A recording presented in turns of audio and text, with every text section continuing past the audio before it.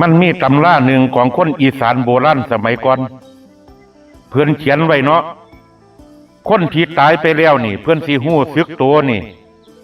ตอนใดจักมือที่หลังจากตายเพื่อนได้บันทึกไว้ว่าวิญญาณที่ออกจากร่างปุ๊บนี่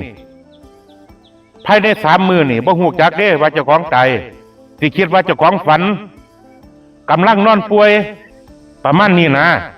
แต่พอหลังจากวันที่7ไปแล้ว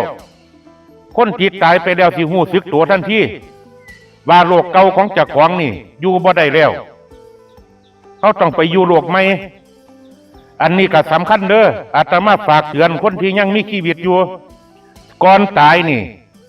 จิตของเฮาสำคัญเด้ถ้าจิตของเฮาบ่ยึดติดกับโลกเก่าเฮาก็สิไปยังสุคติ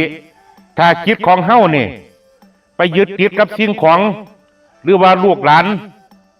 ของต่างๆโอ้ยเป็นห่วงไก่ห่วงหมาเป็นห่วงแมวเด้ประมาณนี้นะถ้าจิตนั้นเป็นห่วง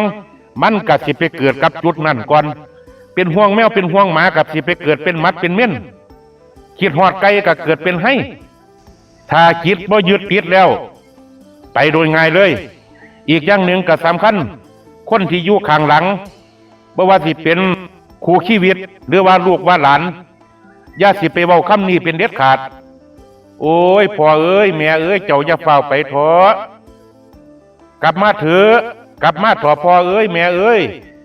นี่เฮ็ดให้วิญญาณไปอย่างบ่สงบสุข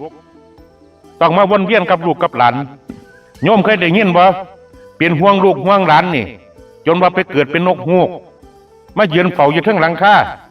ค่อยเบิ่งลูกเบิ่งหลานถ้าเป็นไปได้ให้ว่าคำนี้เจ้าไปเด้อเจ้าไปสุคติเด้อเจ้าจะเป็นห่วงข้างหลังให้ว่าคำนี้แล้ววิญญาณก็สิไปอย่างสงบสุขสรุปเลยว่า